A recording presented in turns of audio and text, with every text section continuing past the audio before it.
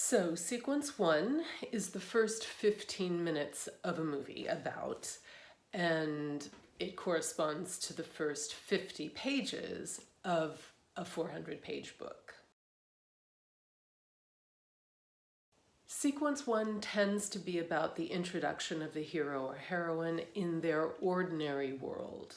We learn about their special skills, their ghost or wound, and what they think they want, their desire. And their desire is often different from what they really want or need.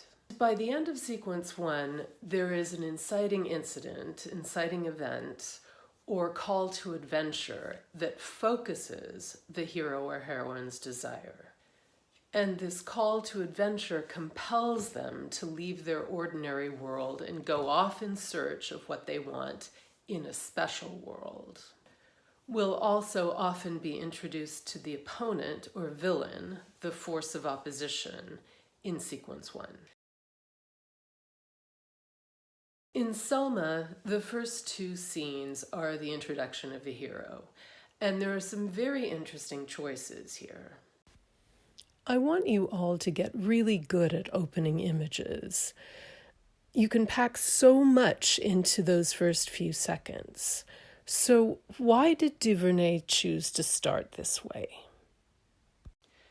We see Martin Luther King and Coretta King as a very ordinary couple in a bedroom dressing up to go to some formal event.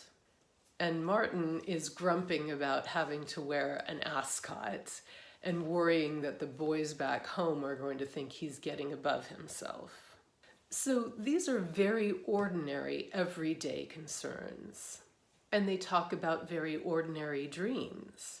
They're longing for a quiet and peaceful life in a small college town where Martin can be a professor and be the pastor of his own church. And Coretta just wants a home of their own, a home with their own mortgage. In other words, they just want the basic American dream.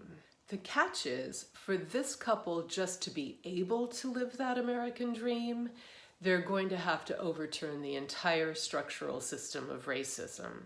I also think that this opening scene is establishing King's ordinariness because it wants to put us in his shoes, in his skin. And to do that, the filmmakers have to momentarily suspend our knowledge of King as a cultural icon, of one of the greatest American leaders of all time. The filmmakers want to inspire us to action, and to do that, they have to make us believe that we are capable of effecting enormous change. It's not the exclusive province of a rare leader like King. And also, on the other hand, the film has to try to create empathy in an audience member who might be more entrenched in white supremacy. Only after the film has established this ordinariness do we see King step out on stage and accept a Nobel Peace Prize. So the film is also starting with King at a pinnacle of world recognition, and he's going to leverage this in the battle against racism. He's going to go straight to the President of the United States to make demands. But while King is making his speech, there's a flashback that feels present tense. We see the 16th Street Baptist Church bombing in Birmingham by white supremacist terrorists. And King's first words in that voiceover are, "I accept this honor for our lost ones." The bombing is a nature of the beast scene. It depicts the enormity of the evil of racism that King is up against. It's also a depiction of the hero's ghost or wound, because he's lived all his life with this monster of racism. And it's also the visual of the call to adventure. We'll soon see King get an invitation, a request for him to come down to Selma, which is also an inciting event or call to adventure. But I would say that this prolonged and horrific scene from the past is the real call to adventure. And King will literally say so in a sermon later. This is what he's fighting. And then the next scene gets very specific about an everyday evil that the battle in this film will be about: voting rights. We see Annie Lee Cooper go into the courthouse to try to register to vote, and it's not for the first time. And the white male registrar sadistically puts her through a test that we know he would not be able to pass himself. Now, I'm a huge fan of Oprah as a social leader and as an actor, and she's doing both here. As an actor, she submerges herself in the ordinariness of this noble woman and shows her dignity under these grotesque circumstances. But she's also bringing the subliminal resonance of being one of the most powerful influencers on the planet. And Oprah would be the first to say that we all have that power and excellence in ourselves. So that all combines to underline the theme of the film, that in our ordinariness, we have the power to make huge change. And this encounter in the courthouse is a battle scene between these two characters. It's the first skirmish.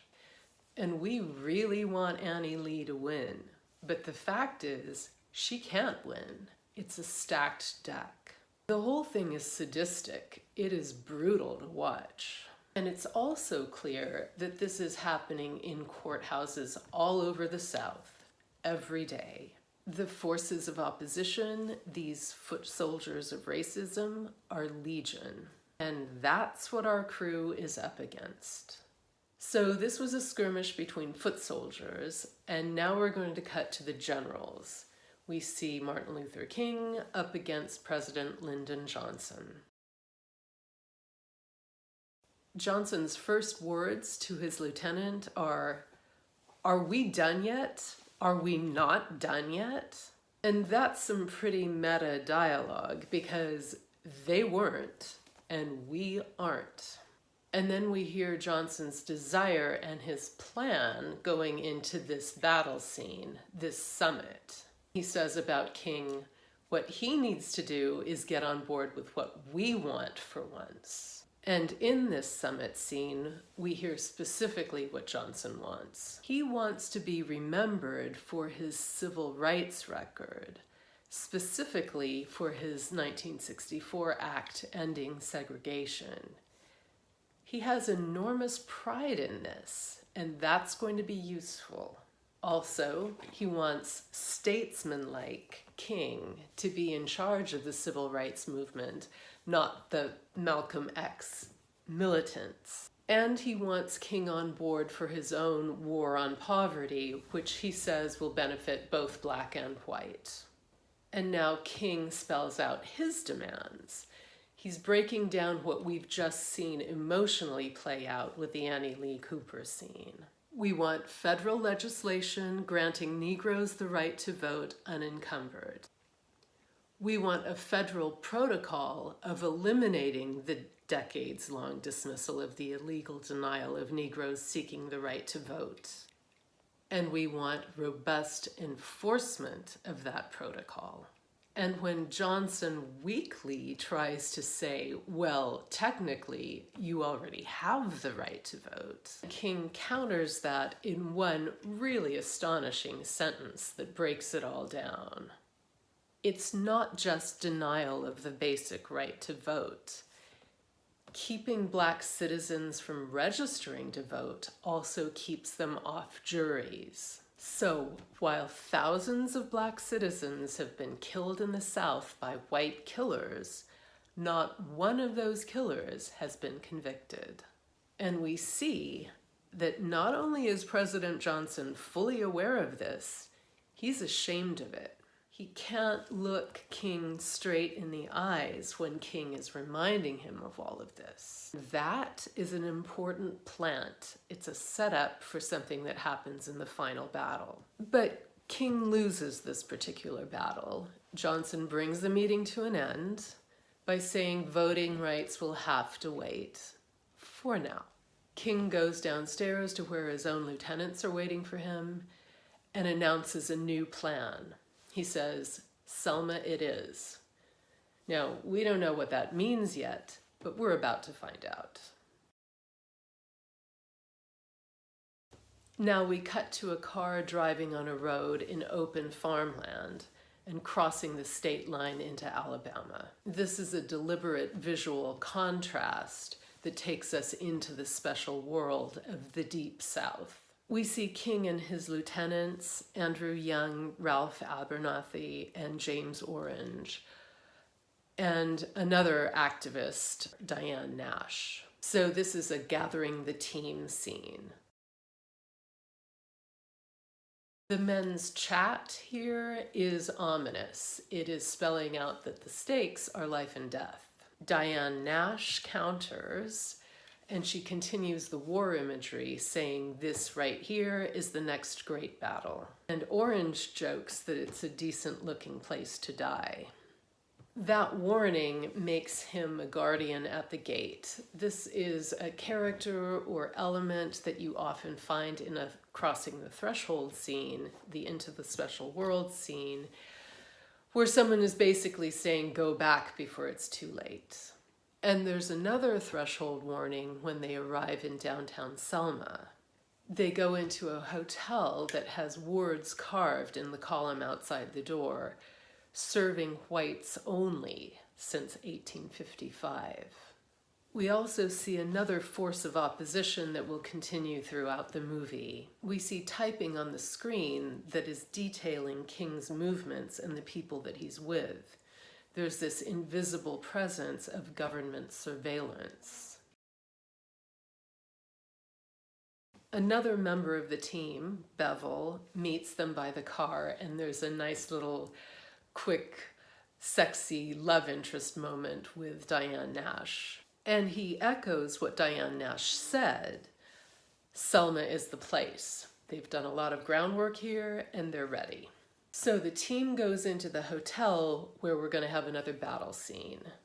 The tensions are already sky high. The white patrons in that hotel do not want King registering. And that's an echo of the voting registration that we saw. King signs the registration book, and then a young man calls out to him, walks up to him, and punches him straight in the face. And he does this in full view of several cops. But in a twist to the scene, King sees that punch as a win. As his team surrounds him and walks him to his room, he mutters, "This place is perfect."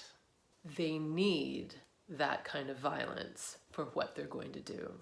So that hotel lobby battle scene is the climax of sequence 1. 16 minutes in.